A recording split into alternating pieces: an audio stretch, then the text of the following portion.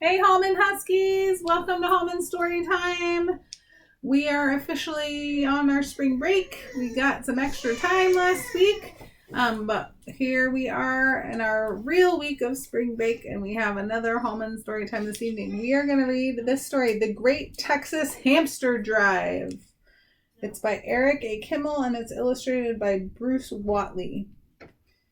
So you'll notice there's a little girl sitting on a horse and she has a cowboy hat on, right? So like ranchers, cow ranchers, they would drive the cattle. They would help herd them from one place to another. So it sounds like this is going to be a great hamster drive. So instead of herding cows, we're going to be herding hamsters. Very interesting. And it says it's the Great Texas Hamster Drive. So where do you think our story might take place? Do you know what Texas is, Olivia? Texas is a state. Like Oregon is a state. And like California is a state. All right. Since I'm so little. Yeah. Let's see what happens. Oh my goodness, you guys. Look! This is signed by the author. It says, "To my friends at Hallman School." What's it say? "Saddle up for books." And it's signed Eric A. Kimmel, 2008. That's pretty awesome. That means the person who wrote this book, the author, came to our school in 2008 and he signed this book. That's awesome. Is a big number. This is a really special book. All right, you guys ready to read all this? Those cowboys. Yeah, here we go. And cowgirls.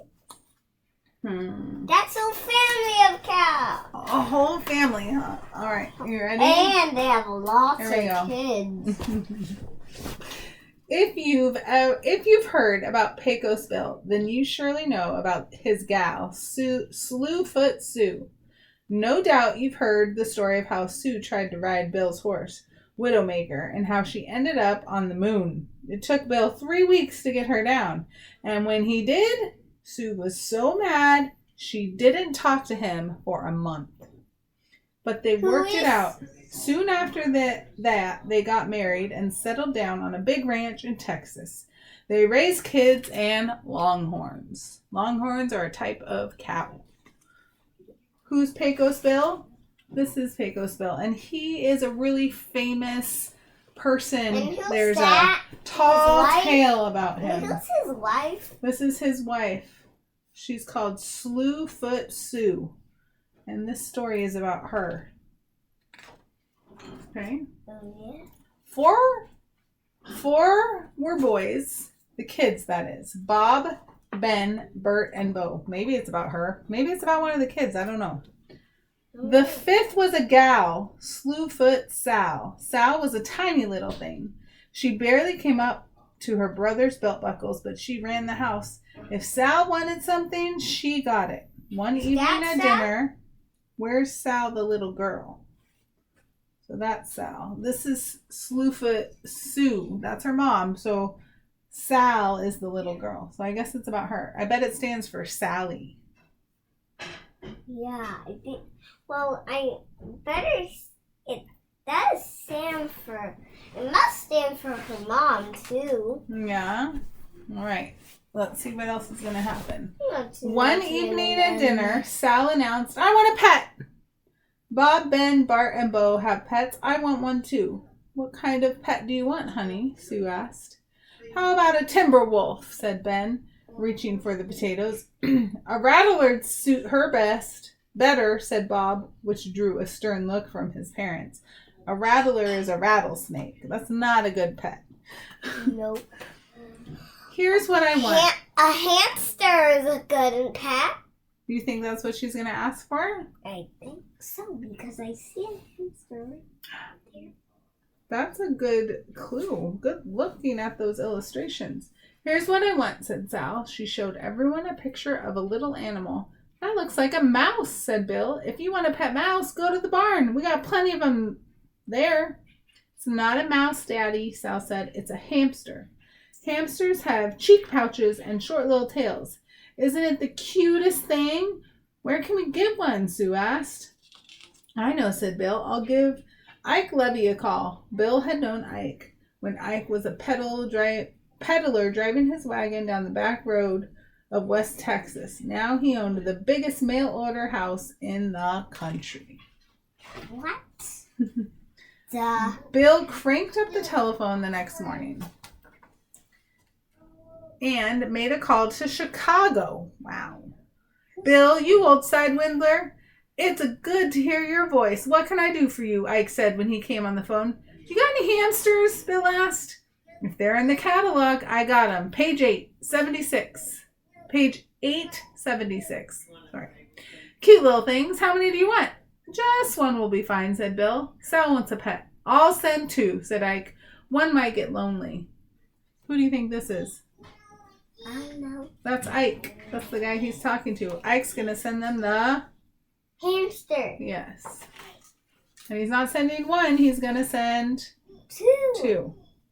A week later, the Railway Express wagon pulled up to the ranch.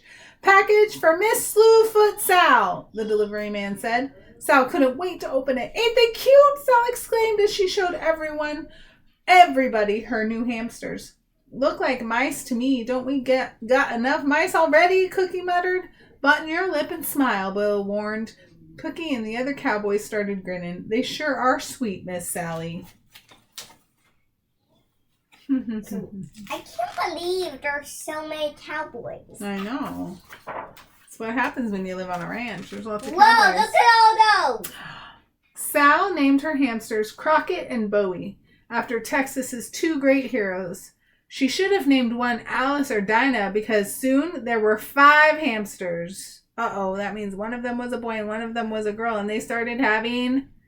babies. Uh-huh. Then 15, then 28 hamsters. Bill, Bob, Ben, Bart, and Bo had to keep building bigger and bigger cages to hold them all. What the heck? One terrible day, Sal came home from school.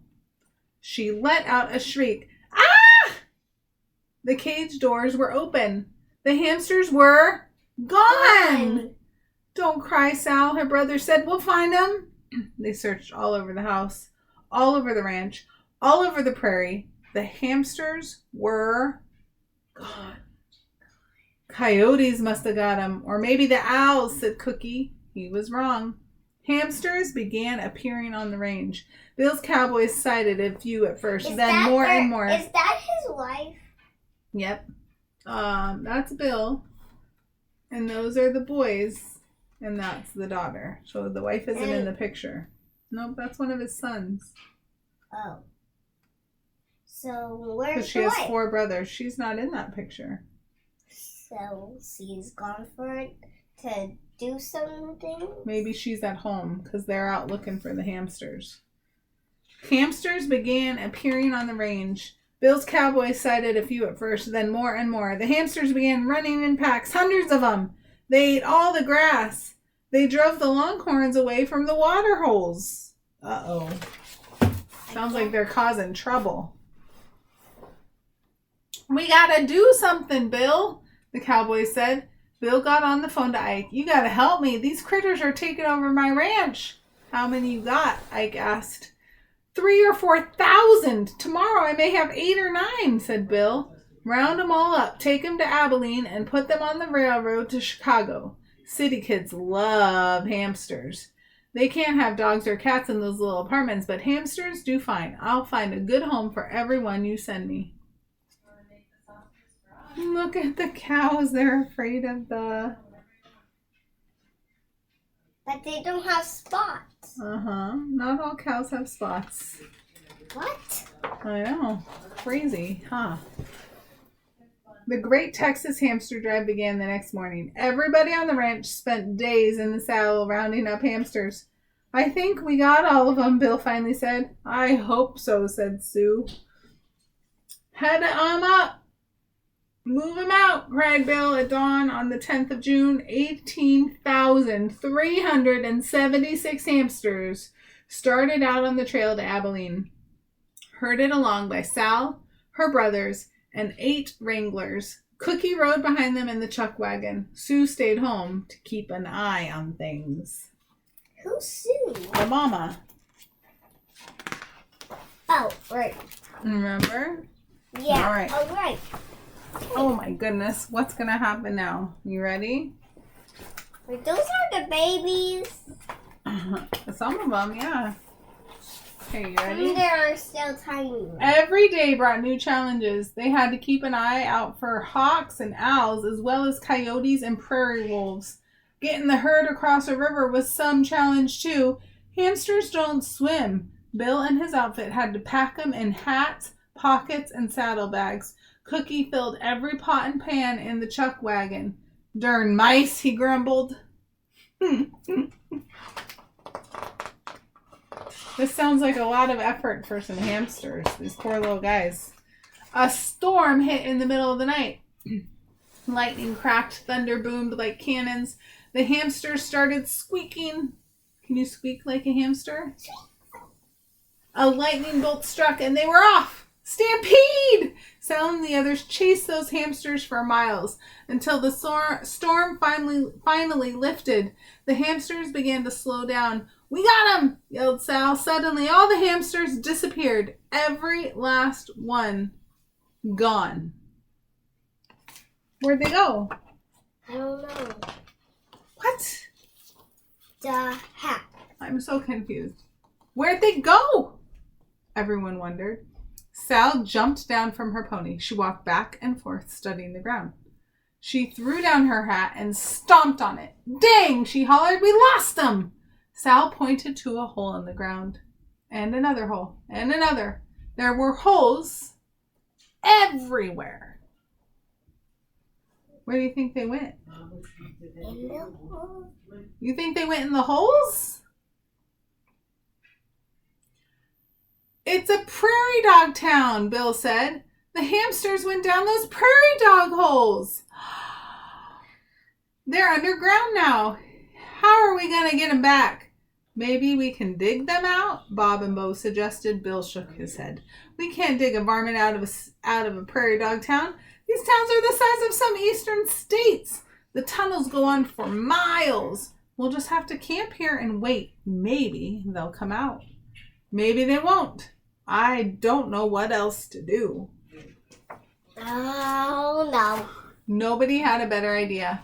So they squatted around the prairie dog holes in the middle of that vast prairie dog town, hoping that sooner or later the hamsters might come out. What do you think's going to happen, Olivia? I think she's going to find the hamsters on a horse. You think she's going to find them on the horse? Yeah. You think they're going to come out of the hole? Farm? My mom has a rainbow horse. She does. Yeah. Her name is Rainbow Sedildra. That's exciting. But she's on a run because we need to find a new farm, a new house to live in. So for her and her baby, so it's a lot of work. Yes. Well, let's find out what happens with the hamsters. The Okay. best thing we yesterday the people at the house that Mommy said we can buy it. Yeah. Let's find out what happens with the hamsters. Let's find out. That's what they were doing when Cookie rode in on the chuck wagon. It had taken him nearly all day to catch up with them. "What are you fellers doing?" he asked. The hamsters ran down into a prairie dog town. Bob told him. "We're waiting for them to come out." "Dag nabbit," Cookie hollered. Here's how you get critters out of a prairie dog town." He opened the back of the chuck wagon and took the stovepipe off his little cook stove. He carried it over to a prairie dog hole and stuck it into the ground. So that's the pipe that attaches to the stove so the smoke goes up and not in your face. I wonder what he's going to do. What's that supposed to do? Ben asked. Wait and see, said Cookie. So here's the prairie dog town underground. And here's where he put the pipe in. So let's see what happens. You ready? Let's see what happens. Sit down, sweetie. I can't see. Suddenly, they heard a rumble coming from deep below. The ground began to shake. It's an earthquake, Bart yelled. It ain't no earthquake, said Cookie. It's hamsters. The hamsters came boiling up from the prairie dog town, up through the tunnels, up through the stovepipe. Within minutes, the whole herd was back. I don't care what you call them, hamsters, rats, or mice, Cookie said. If you want to get these critters out of a tunnel, give them another tunnel to explore. What the heck? So they just needed a new tunnel to look at. It didn't take long to sort out the herd and get back on the trail. They made it to Abilene without any more fuss. Everybody, especially Sal, felt their heartstrings tugging as they loaded the hamsters into the boxcars. Look! His head is on. The hamster is bringing his hat down onto his face. He's sitting on top of his hat. Trains would take them to Chicago and from there all over the country. Maybe even all over the world. Wherever Ike's catalog went, hamsters would follow. Is it almost done? Mm-hmm. I want to watch the rest of It's my almost movie. done. Sal couldn't help feeling... Can you sit down, please? Thank you. Sal couldn't help feeling teary-eyed, knowing she was saying goodbye to Crockett, Bowie, Houston, Alice, Austin, Dinah, and all the rest. But when she thought about all the big city boys and girls who needed something small and cuddly to care for, she felt a whole lot better. She knew her little pals would be happy with their new homes. That's a lot of hamsters. Yeah. Last page, sweetie. But when the train pulled out, sit down, Sal started crying again. What's the matter, honey? Bill asked. I don't have a pet anymore. Not even one, Sal wailed. We'll find you some new pets, Bill promised. Snakes are fun, said Bob and Ben, as long as they don't have rattles. We'll catch you some horny toads, said Bart and Bo. How about a crow, Cookie suggested. You can teach crows tricks. I once had a pet crow that was smarter than me. I already know what I want, said Sal. She whispered something into Bill's ear. You bet, honey. We'll look in the mail order catalog. I'll bet Ike can get some for you. Bill leaned over and whispered to Cookie, What are gerbils? You'll find out, Cookie answered. Who's Cookie? He's the cook. And he sure did. Those are gerbils. What do you think those look a lot like? A lot like hamsters. Oh no. The end. All right, you guys. We'll see you next week for another Home and Story Time. We sure do miss you guys a lot. Bye.